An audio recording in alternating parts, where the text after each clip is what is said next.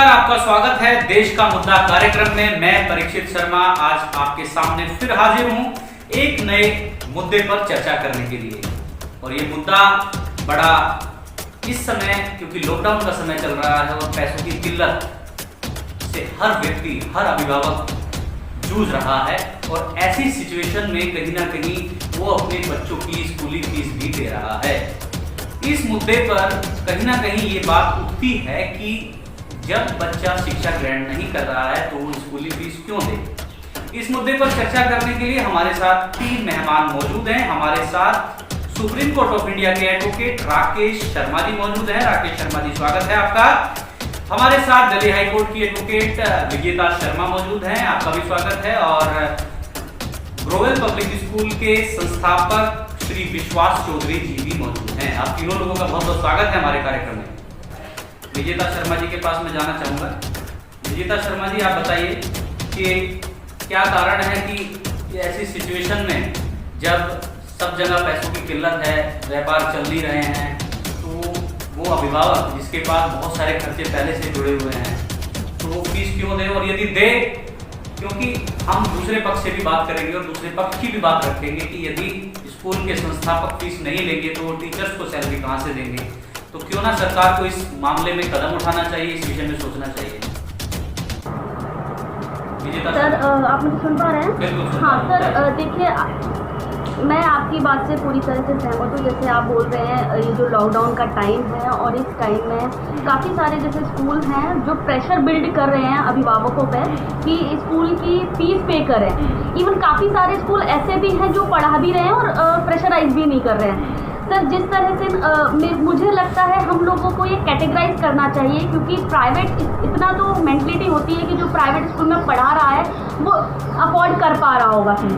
लेकिन हाँ, private school की भी कैटेगरी को 2 कैटेगरी में करना चाहिए, क्योंकि मिडिल क्लास वाला भी एक प्राइवेट स्कूल में पढ़ाता है और हायर क्लास वाला भी एक प्राइवेट स्कूल में पढ़ाता है। तो मुझे नहीं लगता कि अगर हायर क्लास वाले पेरेंट्स को अगर अपने बच्चों की फीस देने में प्रॉब्लम आएगी तो मुझे लगता है उन लोगों को फीस देनी चाहिए। और जो मिडिल क्लास के लिए है तो गवर्नमेंट को बर्डन भी नहीं पड़ेगा और गवर्नमेंट को उनके लिए कुछ करना भी चाहिए।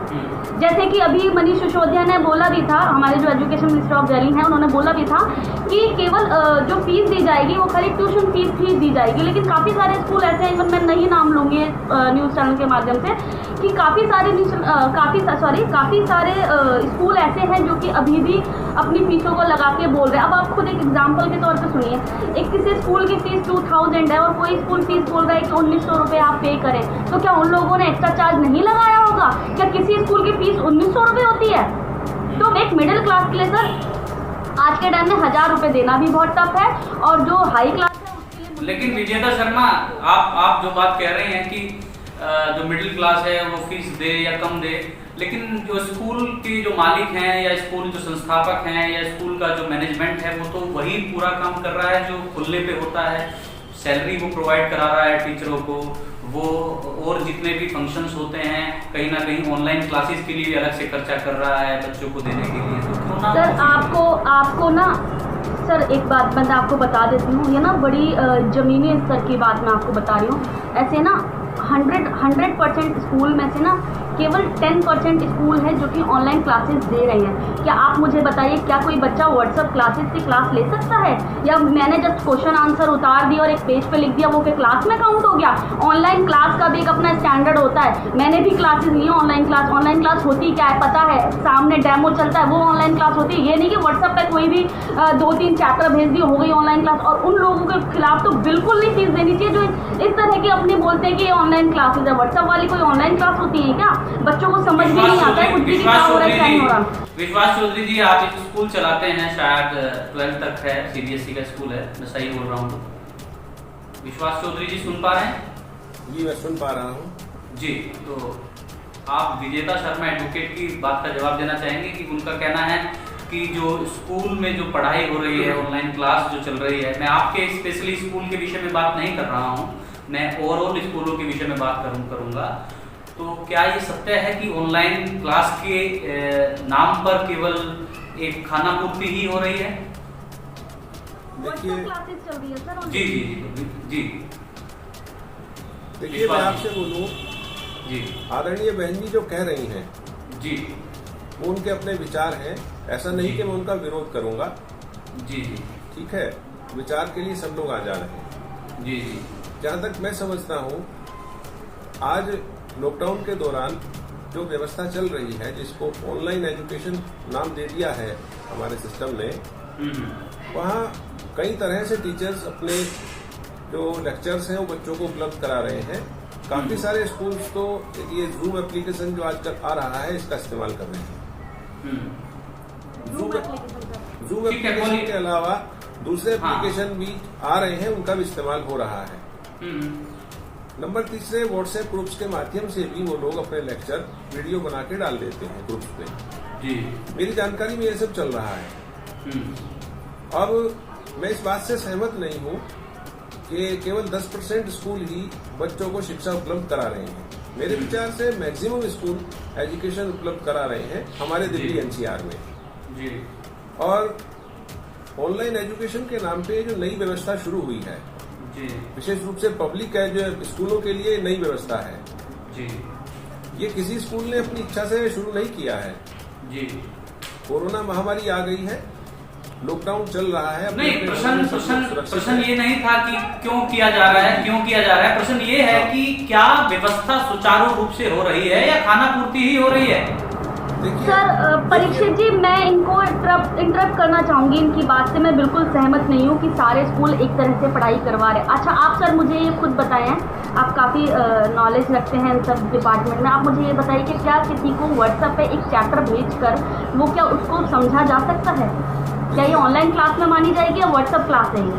देखिए बहन जी, केवल व्हाट्सएप ग्रुप और हमारे जो ये दूसरे एप्लीकेशंस हैं, अपनी अपनी ढंग से सब लोग उनका इस्तेमाल कर रहे हैं। व्हाट्सएप ग्रुप पे भी मेरा ये कहना है कि छोटे लेक्चर्स जो टीचर दे रहे हैं उनको बच्चे आराम से क्लियर कर सकते हैं। बड़े लेक्चर जो उस पर जा रहे हैं उसका मैं भी विरोध करता हूँ।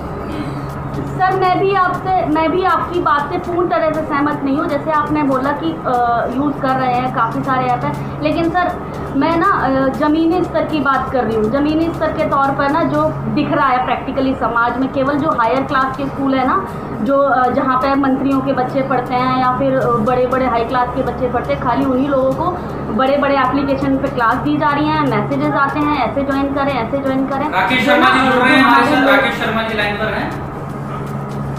राकेश जो शर्मा हमारी लोकेलिटी में है, जी जी आप बोलते रहिए।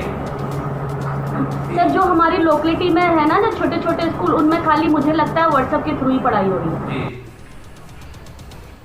तो विश्वास चौधरी जी, जिस प्रकार विजेता शर्मा ने बताया कि जो व्हाट्सएप जो ग्रुप के तहत जो पढ़ाई हो रही है उसमें आपने भी ये माना कि जो एक कंप्लीट चैप्टर है उसको उसमें भेजा नहीं जा सकता, कंसेप्ट क्लियर नहीं कराया जा सकता, उसको पार्ट वाइज भेजना चाहिए।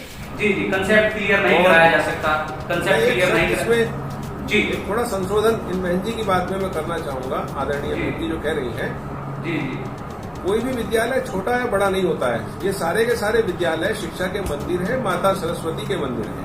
जी ठीक है, किसी का भवन बड़ा हो सकता है, किसी का भवन छोटा हो सकता है, लेकिन ये छोटा स्कूल और बड़ा स्कूल शब्द मैं इससे सहमत नहीं हूँ। कृपया जी। इसमें सुधार किया जाए। विश्वास चौधरी जी, आप इनकी बात से सहमत हैं? मैं वकील साहब की बात का जवाब देना चाहूंगा। जी जी प्लीज बताइए। मानवता जीवित रहनी चाहिए, मैं इसका पक्षधर हूँ। हम ठीक है। रहे न रहे, मानवता जरूर रहेगी। जी बिल्कुल बताइए। नंबर दूसरी बात, स्कूल जो फीस ले रहे हैं, जिन स्कूलों के सरकार से कोई आर्थिक सहायता नहीं मिलती है, मेरे विचार से वही स्कूल शायद फीस मांग रहे होंगे। नंबर दूसरी बात, जरूरी नहीं है कि उस स्कूल के मैनेजमेंट के पास स्पेयर में इतना पैसा हो कि अपने पूरे स्टाफ को सैलरी दे पाए। हो सकता है कुछ कैटेगरी मैनेजमेंट की ऐसी भी हो कुछ कॉलेजों में, स्कूलों में, कि वहां की मैनेजमेंट के पास अच्छा खासा पैसा हो, वो अफोर्ड कर सकते हैं। जी लेकिन जो मैनेजमेंट हैंड टू माउथ है, बच्चे से पैसा आया और उसी का डिस्ट्रीब्यूशन हो गया सैलरी और स्कूल के दूसरे खर्चों में, अगर वो ऐसे फीस कलेक्ट नहीं करेंगे, अपने इतने लंबे चौड़े स्टाफ को कैसे वो वेतन दे पाएंगे, कैसे उनका घर चलेगा? नहीं पूरी बात राकेश जी पहले पूरी बात पूरी कर लीजिए, फिर आपका भी आएगा। प्लीज हमारे उन स्कूलों के जो टीचर्स हैं उनके प्रति भी हमारे पूरे समाज की, सभी अभिभावकों की, सभी स्टूडेंट्स की नैतिक जिम्मेदारी बनती है, अगर किसी की पॉकेट अलाउ कर रही है वो समय पे अपनी फीस दे। मेरे विचार से इक्का दुक्का कोई उदाहरण अगर छोड़ दें, 99% स्कूल्स ऐसी स्थिति में नहीं है कि जबरदस्ती फीस मांग रहे हो, आवेदन कर रहे हैं, निवेदन कर रहे हैं। देखिए, आपकी बात से मैं सहमत हूं। मैं आपकी बात से सहमत हूं। विश्वास चौधरी जी मैं आपकी बात से सहमत हूं, और मैं राकेश शर्मा जी की बात से भी सहमत हूं, विजेता शर्मा जी की बात से भी सहमत हूं।